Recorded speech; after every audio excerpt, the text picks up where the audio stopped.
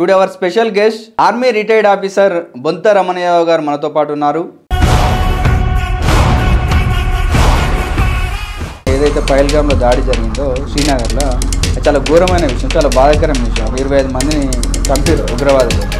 So ఎందుకు అంటే ఉగ్రవాదులు వాళ్ళు ఎంటర్ అయ్యి చంపుతారా, లేకపోతే ఇక్కడ ఉన్న వాళ్ళని ఏమన్నా ప్రేరేపించి అట్లా చేస్తున్నారు? ఉగ్రవాదులు వీళ్ళు వచ్చేసి మన దేశంలోనే పాకిస్తాన్కు చెందినవారు కాదు, మన శ్రీనగర్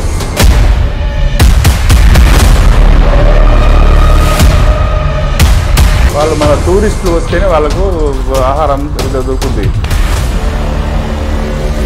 అలాంటి వాళ్ళు పేద పరిస్థితుల్లో ఉన్నందువల్ల పాకిస్తాన్ వాళ్ళు ఇలాంటి వాళ్ళను ప్రేరేపించి వాళ్ళ దేశానికి రప్పించి ట్రైనింగ్ ఇప్పించి కొంత అమౌంట్ ఇచ్చి వాళ్ళకు గన్స్ అన్ని సప్లై చేసి మన మీదకి దాడికి పంపిస్తారు వాళ్ళు.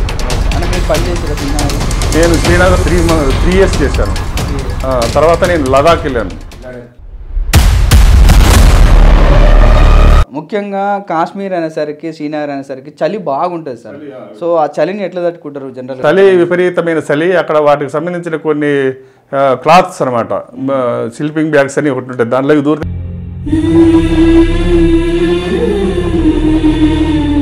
జవాన్గా పనిచేస్తున్నప్పుడు యుద్ధం అంటే ఉగ్రవాదులు మీ మీద దాడి చేయడం అట్లేమైనా జరిగిందా?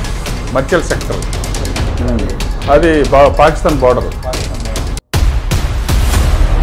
అక్కడ ఉగ్రవాదులు క్రాసింగ్ ఉంటుంది. అయితే ఈ కార్గిల్ వార్లో మీరు పాల్గొన్నారా? జనరల్ కార్గిల్ వారు మాకు యూనిట్కి వచ్చింది, కానీ మేము పటన్ చెరువులో వరకు వెళ్ళి అక్కడ మేము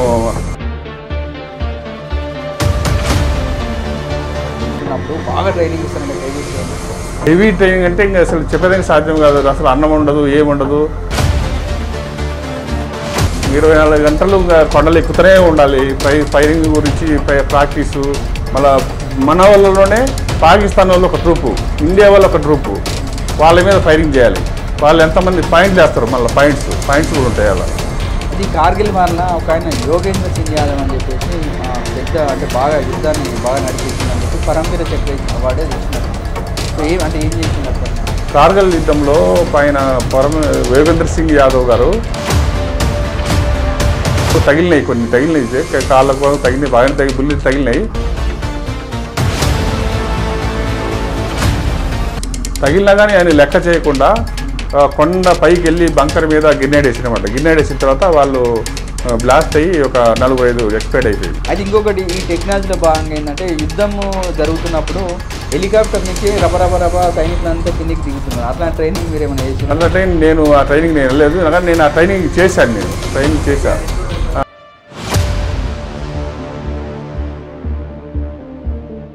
అంటే దిగి వెంటనే లేదు, దిగిన తర్వాత వాళ్ళు చెప్తారు అనమాట. చెప్తే అప్పుడు మనం ఫాలో అవ్వాలి. పాకిస్తాన్ భారతదేశాన్ని ఏదో ఒకటి చేద్దాము అని చెప్పేసి ఎప్పుడు శత్రుత్వం పెంచుతుంది. సో వాళ్ళని మనము నిలువరించలేమా? పాకిస్తాన్ వచ్చేసి వాళ్ళు ఒక మాట చెప్తారు, ఒక నిమిషం తర్వాత ఇంకొక మాట చెప్తారు. అంతా అబద్ధాలు. మన సీజ్ఫైర్ అన్నారు, మళ్ళీ వాళ్ళే దాడి చేస్తారు. ఉగ్రవాదులు మా వాళ్ళు కావాలంటే మొత్తం వాళ్ళే సాకిస్తున్నారు. వాళ్ళనే ఉగ్రవాదులనే పోషిస్తున్నారు. చూసారుగా 9 పోస్టులను ధ్వంసం చేశారు మన వాళ్ళు. మరి ఎక్కడి నుంచి వచ్చారు వాళ్ళు? అంటే బలూచిస్తాన్ కూడా మాకు సపరేట్ కంట్రీ కావాలంటున్నారు. అంటే వాళ్ళ అంత ఆర్థికంగా హీనంగా దిగజారిపోతున్నా ఎందుకు వాళ్ళకు అంత? వాళ్ళకు హిందువులపైన కక్ష. హిందువులంటే కక్ష. హిందువులు అసలు ఉండొద్దు, మనము ఇండియా కూడా మన పాకిస్తాన్ ముస్లిమ్స్ దేశం కంట్రీ కావాలి అని వాళ్ళ కోరికలో బలమైన కోరిక ఉంది వాళ్ళకి. భారతదేశం బాగుండాలంటే యుద్ధం రావాల్సినటువంటి అవసరం ఉంటుందా? శాంతియుతంగా ఉంటేనే భారతదేశము యుద్ధం రావాలని చాలామంది ఆవేశపడుతున్నారు. కానీ యుద్ధం వచ్చే ఎంత ప్రాణ నష్టమైంది దేశానికి, అది గమనిస్తలేరు జనాలు.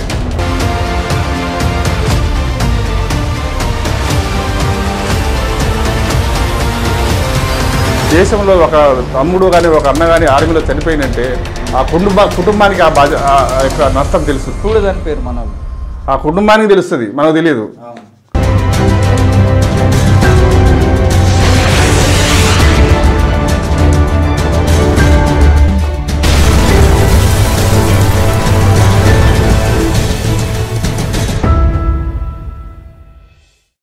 నమస్తే, వెల్కమ్ టు యాదవ్ విజన్. నేను మీ నక్క Mahesh Yadav.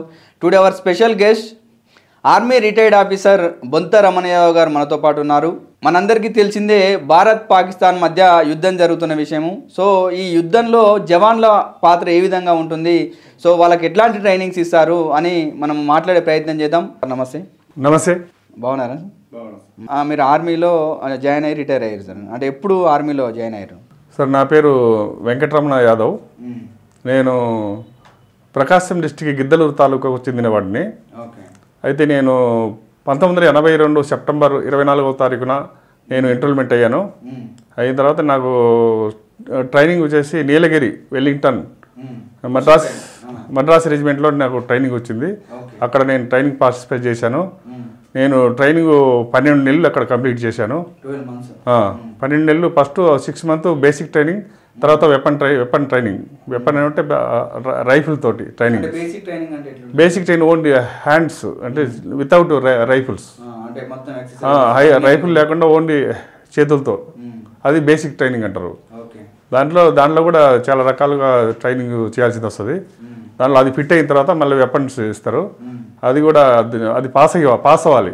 Basic training pass అయిన తర్వాత మళ్ళీ వెపన్ ట్రైనింగ్, ఆర్మ్స్ అంటే రైఫిల్స్తో ట్రైనింగ్ చేయాలా. దాంట్లో వచ్చేసి ఫైరింగు, దాంట్లో డ్రిల్స్ ఉంటాయి, రైఫిల్ డ్రిల్లు, అవన్నీ పాస్ కావాలి. పాస్ అయిన తర్వాత మాకు వేరే యూనిట్కు ట్రాన్స్ఫర్ చేస్తారన్నమాట. నాకు 16 మద్రాస్ యూనిట్కు ట్రాన్స్ఫర్ చేశారు నాకు. అంటే ఇప్పుడు రకరకాల కంపెనీలు ఉంటాయి కదా. మాది వచ్చేసి మద్రాస్ రెజిమెంట్ ఇన్ఫెంట్రీ అనమాట. మాది ఇన్ఫెంట్రీ, అందులో చేశాను నేను. కుమార్ రెజిమెంట్ వేరు. అట్లా రెజిమెంట్లు వేరే ఉంటాయి, చాలా ఉంటాయి. మాది ఒకటి మద్రాస్ రెజిమెంట్. అంటే ముఖ్యంగా మొన్న జరిగినటువంటి ఏదైతే పహల్గామ్లో దాడి జరిగిందో శ్రీనగర్లో, అది చాలా ఘోరమైన విషయం, చాలా బాధాకరమైన విషయం. 25 మందిని చంపారు ఉగ్రవాదులు. సో ఎందుకు అంటే ఉగ్రవాదులు వాళ్ళు ఎంటర్ అయ్యి చంపుతారా, లేకపోతే ఇక్కడ ఉన్న వాళ్ళని ఏమన్నా ప్రేరేపించి అట్లా చేస్తున్నారు? ఉగ్రవాదులు వీళ్ళు వచ్చేసి మన దేశంలోనే పాకిస్తాన్కు చెందినవారు కాదు, మన శ్రీనగర్ ప్రాంతానికి చెందినవారు. అక్కడ ఆహార పదార్థాలు సరిగా అందక అక్కడ ఓన్లీ యాపిల్సే పండుతాయి. వాళ్ళు మన టూరిస్టులు వస్తేనే వాళ్ళకు ఆహారం దొరుకుద్ది. అలాంటి వాళ్ళు పేద పరిస్థితిలో ఉన్నందువలన పాకిస్తాన్ వాళ్ళు ఇలాంటి వాళ్ళను ప్రేరేపించి వాళ్ళ దేశానికి రప్పించి ట్రైనింగ్ ఇప్పించి కొంత అమౌంట్ ఇచ్చి వాళ్ళకు గన్స్ అన్ని సప్లై చేసి మన మీదకి దాడికి పంపిస్తారు వాళ్ళు. ఓకే. అంటే మీరు పని చేసారా శ్రీనగర్లో? నేను శ్రీనగర్లో ఒక 3 ఇయర్స్ చేశాను. తర్వాత నేను లదాఖ్ వెళ్ళాను. శ్రీనగర్లో నేను అక్కడ ఫ్యామిలీ పెట్టాను 1985లో. అక్కడి నుంచి మళ్ళీ నేను లదాఖ్ వెళ్ళిన. లదాఖ్ నుంచి గెలేసర్లో కూడా చేశాను, సియాచిన్లో చేశా. మొత్తం నా సర్వీస్ 13 సంవత్సరాలు అక్కడ. ముఖ్యంగా కాశ్మీర్ అనేసరికి, శ్రీనగర్ అనేసరికి చలి బాగుంటుంది సార్. సో ఆ చలిని ఎట్లా తట్టుకుంటారు జనరల్? చలి విపరీతమైన చలి. అక్కడ వాటికి సంబంధించిన కొన్ని క్లాత్స్ అనమాట, స్లీపింగ్ బ్యాగ్స్ అని ఒకటి ఉంటాయి. దాంట్లోకి దూరితే చలి ఉండదు. నైటు దాంట్లో విడి జిప్ వేసుకోవటమే. వేసుకున్నామంటే అసలు చలి ఉండదు. స్లీపింగ్ బ్యాగ్ అంటారు వాటిని. అందులో నైట్ పండుకోవచ్చు, డ్యూటీలు చేసుకోవచ్చు. డ్యూటీ లేని వాళ్ళు అందరూ రెస్ట్ తీసుకోవచ్చు. పగలు వచ్చేసి హ్యాండ్ గ్లోవ్స్, అవి తర్వాత డ్రెస్సెస్ ఉంటాయి అన్నమాట. అవి వేసుకుంటే చలి ఏమనిపించదు. అక్కడ ఉన్న వాళ్ళ ప్రజలు కూడా వచ్చేసి పైనుంచి కిందికి లంగోట్లాగా వేసుకుంటారు చలికి. ఆ విధంగా ఉంటారు వాళ్ళు. జనరల్గా ఏంటంటే మనకు శ్రీనగర్ అనేసరికి కొంత పాకిస్తాన్కు ఇండియాకు బార్డర్ అని ఉంటుంది సార్ జనరల్గా. సో మీరు అంటే ఒక జవాన్గా పనిచేస్తున్నప్పుడు యుద్ధం అంటే ఉగ్రవాదులు మీ మీద దాడి చేయడం కానీ అట్లా ఏమన్నా జరిగిందా?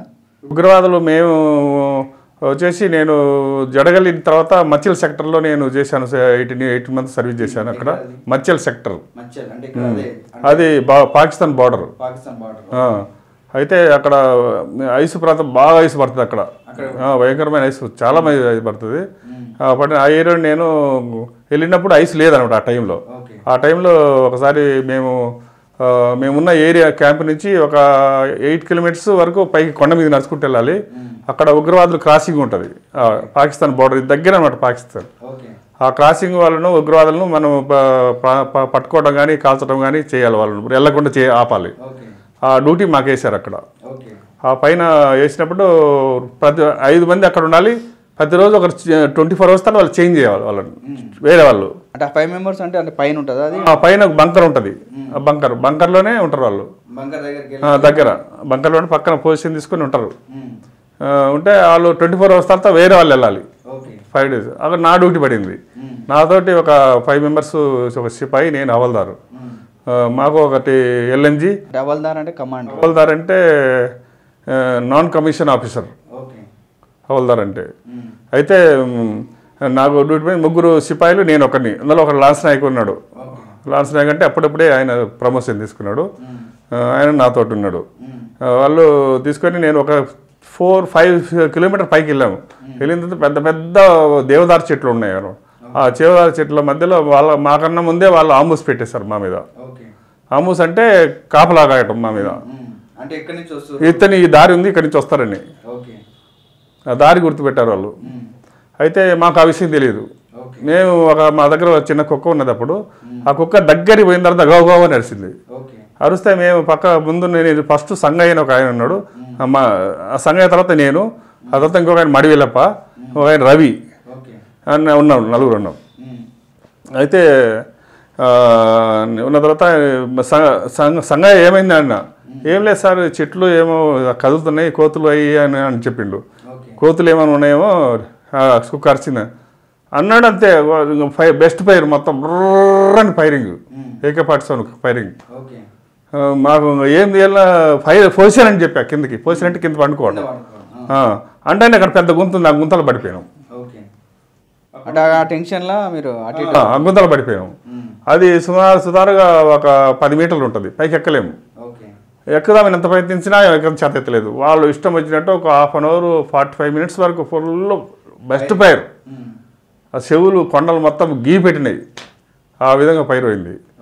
అప్పుడు మేము మాకు అప్పుడు స్టార్టింగ్లో ఎప్పుడైతే పొజిషన్ అంటే ఆ పొజిషన్ తీసుకొని తెప్పుడే అతనికి 3 bullets ఇక్కడ పడినాయి. ఎవరికి? సంగయ్య ముందు ఉన్న వ్యక్తికి. ఆ పొజిషన్ తీసుకునే తప్పుడే గుంతలు పడక ముందే తగిలినాయి, చేయికి తగిలింది. ఆ చెయ్యి అట్లా ఎగిరి అక్కడ పడింది. ఇప్పుడు కూడా ఉన్నాడు ఆయన. ఇంతవరకు మొత్తం ఇంతవరకు పోయింది. అంటే జనరల్ చేయి పోతే మళ్ళీ మనం పని చేయడానికి ఉండదు కదా సార్, అట్లా ఆయనకి ఏం పని చెప్పరు, వేరే చిన్న చిన్న పనులు అలాగా కొన్ని రోజులు సర్వీస్లో పెట్టారు ఆయన. తర్వాత ఆయన ఇంటికి పంపించారు. సాలరీ అంతా ఫుల్ ఇస్తారు. ఓకే. అయితే జనరల్గా మనకు ఇంకొకటి ఏంటంటే సైనికుల్ని అప్పుడప్పుడు నెలకు ఒకసారి అట్లా బార్డర్లకి అప్పుడప్పుడు కలిసి సంప్రదింపులు చేస్తుంటారు, ప్రతి సంవత్సరానికి ఒకసారి అట్లా కొన్నిసార్లు. సో అట్లా మీరు కొంత దూరము వెళ్ళాల్సి వస్తుంది అని చెప్పేసి అంటుంటారు మామూలుగా. అట్లా మీరు ఎప్పుడైనా వెళ్ళిరా?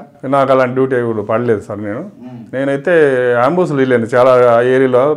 బార్డర్ దగ్గరికి జైలం నది చుట్టూ నేను పాంబూజ్ చేశాను. జైలం నది ఉంది అక్కడ, అది చాలా స్పీడ్ ఉంటుంది. అది నది, అది సింధు నదిలో ఒక భాగం అనమాట. అది కూడా అది చాలా స్పీడ్ ఉంటుంది. ఆ నది చుట్టూ నేను బార్డర్లలో చేశాను డ్యూటీ. కానీ నాకు అలాంటి అవకాశం నాకు ఎప్పుడు దొరకలేదు. పాకిస్తాన్ వాళ్ళు దగ్గరతో చూస్తాము కానీ చైనా తోటి.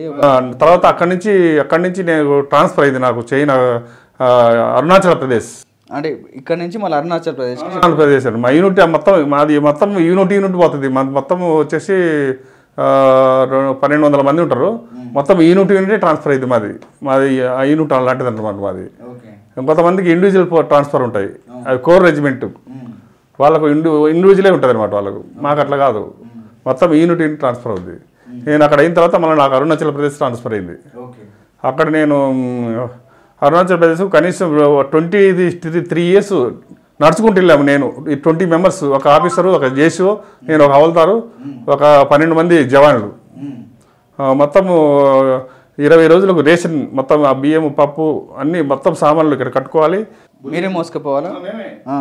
బుల్లెట్ వేసుకోవాలా, మేమే కట్టుకోవాలి. ఇక్కడ కాళ్ళకు బుల్లెట్ బూట్లు వేసుకోవాలా, మొత్తం డ్రెస్ వేసుకోవాలి, మొత్తం ఎక్కుతూ ఉండాలి. ఇక 23 రోజులు నడిచినాయి మేము. అక్కడికి వెళ్తుంటే ఆ కొండలు చాలా పెద్ద కొండలు, అక్కడ మొత్తము ఐసు అది పడతా ఉంటుంది అనమాట, చిన్న చినుకుల్లాగా. ఆ పాసి బట్టి ఉంటుంది మొత్తం పచ్చగా ఇట్లా ఈ టైపు. అక్కడ టైగర్ జలగలు విపరీతమైన జలగలు ఇక్కడ పట్టుకుంటే ఇంత లావున అవుతాయి, తెలియదు మనకు. మళ్ళీ ఇక్కడ పట్టుకుంటే ఇంత లావు. నాకు ఇక్కడ పట్టుకొని సేఫ్టీకి అయింది చూడండి, సేఫ్టీకి అయింది తల వాసి. అవి వాటికి మళ్ళీ ఉప్పు కానీ లేకపోతే అగ్గివన్నీ పెడితే కింద పెట్టి టప్ అని పగులుతాయి. అంత భయంకరమైన సేఫ్టీకి అవుతాయి అవి. అంటే ఎందుకు మరి అంత దూరం నడిచిపోవాల్సిన అవసరం ఏమో? అక్కడ మొత్తం కొండలే ఉంటాయి, మళ్ళీ అక్కడ దారి ఉండదు.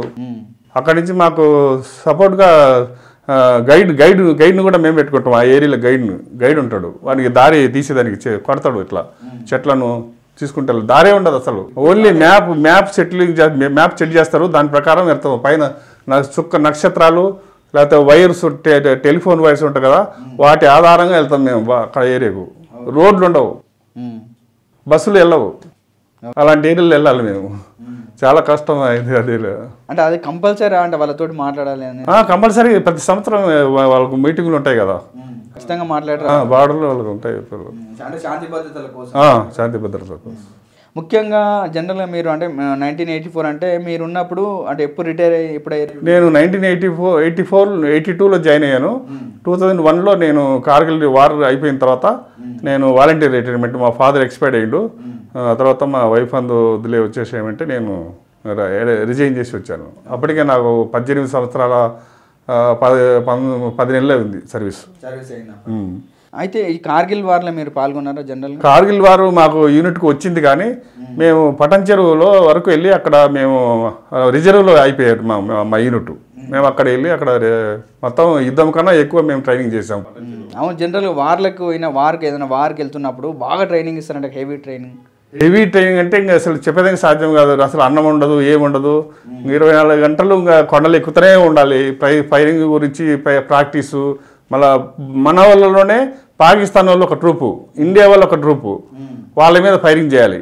వాళ్ళు ఎంతమంది పాయింట్లు వేస్తారు, మళ్ళీ పాయింట్స్ కూడా ఉంటాయి. అలా అవి కూడా చూస్తారు, ఎంతమంది పాయింట్స్ వచ్చినాయి, ఎవరు గెలిచారు, ఎవరు ఓడిపోయినరు, మన వాళ్ళలోనే. అలా విధంగా రోజు ఒక ప్లాటూన్లు ఉంటాయి. ఒక ప్లాటూన్ ఇది, ఒక ప్లాటూన్ పాకిస్తాన్, ఒక ప్లాటూన్ ఆర్మీ, అలాగ పెట్టి మనకే పాయింట్లు వేస్తారనమాట. అది చాలా టఫ్ ఉంటుంది అనమాట. అవి 4 గంటల నుంచి ఇంకా కొండలు ఎక్కుతూనే ఉండాలి. అవి అలా చేసాము, కష్టపడి చేసాము. అయితే ఈ కార్గిల్ వార్ల ఒక ఆయన యోగేంద్ర సింగ్ యాదవ్ అని చెప్పేసి పెద్ద అంటే బాగా యుద్ధాన్ని బాగా నడిపించిండు అని చెప్పి పరమవీర చక్ర అవార్డు అది ఇచ్చినట్టున్నారు. సో ఏం చేసిండు అప్పట్లో? కార్గిల్ యుద్ధంలో పైన యోగేంద్ర సింగ్ యాదవ్ గారు ఆయనకు యుద్ధంలో వచ్చేసి బుల్లెట్లు కొన్ని తగిలినాయి, కాళ్ళకు తగిలినాయి, బాగానే బుల్లెట్లు తగిలినా కానీ ఆయన లెక్క చేయకుండా కొండ పైకి వెళ్ళి బంకర్ మీద గిన్నెడ్ వేసిన తర్వాత వాళ్ళు బ్లాస్ట్ అయ్యి ఒక 4-5 ఎక్స్పైర్డ్ అయిపోయారు. ఆయన కిందికి వచ్చిన తర్వాత రక్తస్రావం ఎక్కువై ఆయన చనిపోవడం జరిగింది, వీరమరణం పొందిండు. చనిపోయిన తర్వాత ప్రభుత్వం ఆయనకు మహావీర చక్రం ప్రకటించింది. అది అంటే ఇప్పుడు జరుగుతున్న యుద్ధంలో ముఖ్యంగా అంటే జనరల్గా మనకు యుద్ధ విమానాలు కానీ, తర్వాత రాకెట్స్ కానీ రకరకాలుగా, తర్వాత S-400 అని చెప్పేసి అంటే రకరకాలుగా మనకు ఇప్పుడు టెక్నాలజీ వచ్చింది సార్. అప్పుడు ఉండేనా కొంత ఇట్లా? ఇప్పుడు కూడా ఉన్నాయి కానీ అంతగా లేదు అది. సో ఇప్పుడు మనకు టెక్నాలజీ అంటే ఒక వేరే దేశాలని తట్టుకునేంత టెక్నాలజీ మన దగ్గర డెవలప్ అయిందంటారా? ఉంది బాగానే. అప్పటికి చాలా చేంజ్ అయింది. మేము ఉన్నప్పుడు ఇప్పటికి 20 సంవత్సరాల పైన అయింది కదా, చాలా చేంజ్మెంట్. 2001 అంటే 24 years. ఇప్పుడు మేము ఉన్నప్పుడు వచ్చేసి సోల్జర్స్ చాలా స్ట్రిక్ట్ ట్రైనింగ్.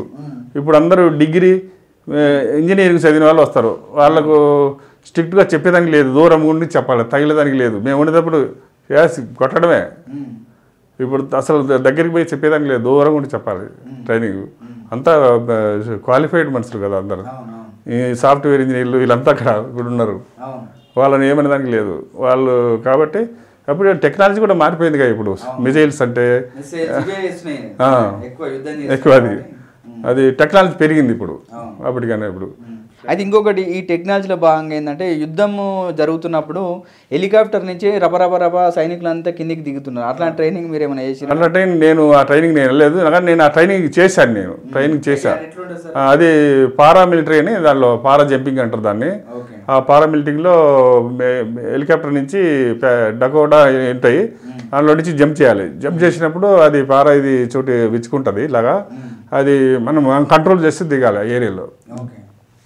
దిగిన తర్వాత కమాండర్స్ వాళ్ళు చెప్తారు ఏ విధంగా చేయాలా, అది చేయటమే. అంటే దిగి వెంటనే అంటే షూట్ చేయాలి వెంటనే లేదు, దిగిన తర్వాత వాళ్ళు చెప్తారు అనమాట. చెప్తే అప్పుడు మనం ఫాలో అవ్వాలి. ఫైనల్గా జనరల్గా ఏంటంటే పాకిస్తాన్ అనేది ఇండియాతోటి పోల్చుకుంటే టెక్నాలజీ పరంగా కానీ జనాభా పరంగా కానీ ఆర్థిక వనరుల పరంగా కానీ అన్ని విధాలు ఎట్లా చూసినా కూడా చాలా చిన్న దేశం సార్. సార్ కానీ అంటే ఎప్పుడు కూడా భారతదేశాన్ని ఏదో ఒకటి చేద్దాము అని చెప్పేసి ఎప్పుడు శత్రుత్వం పెంచుకుంటుంది. సో వాళ్ళని మనము నిలువరించలేమా? పాకిస్తాన్ వచ్చేసి వాళ్ళు ఒక మాట చెప్తారు, ఖచ్చితంగా 1 నిమిషం తర్వాత ఇంకొక మాట చెప్తారు, అంతా అబద్ధాలు. మన సీజ్ ఫైర్ అన్నారు, మళ్ళీ వాళ్ళే దాడి చేస్తారు. ఉగ్రవాదులు మా వాళ్ళు కాదంటారు, మొత్తం వాళ్ళే సాకిస్తున్నారు, వాళ్ళనే ఉగ్రవాదులనే పోషిస్తున్నారు, కానీ మాకు సంబంధం లేదంటారు.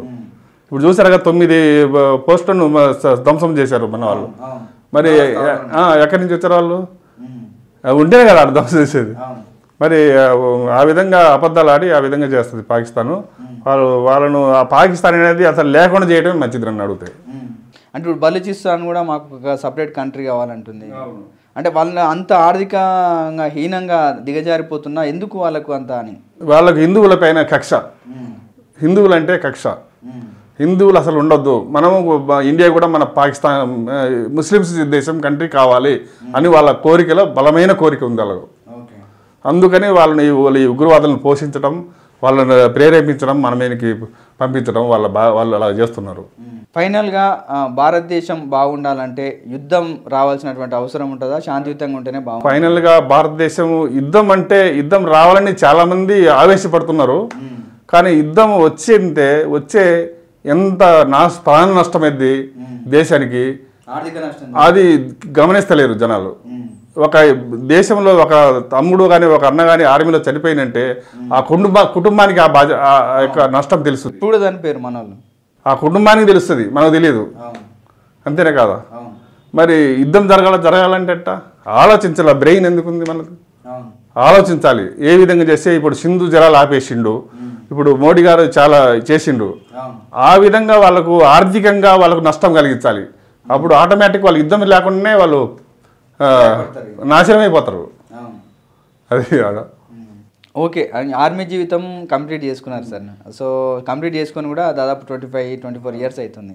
సో ప్రస్తుతం అంటే ఆర్మీ రిటైర్డ్ అయిన తర్వాత వేరే ఏమైనా జాబ్ చేసిరా? ప్రస్తుతం ఏం చేస్తున్నారు? నేను ఆర్మీ కంప్లీట్ అయిన తర్వాత మళ్ళీ నేను నేను దీంట్లో కెనరా బ్యాంక్లో జాయిన్ అయ్యి క్లర్క్గా వరకు నేను ప్రమోషన్ తీసుకున్నాను.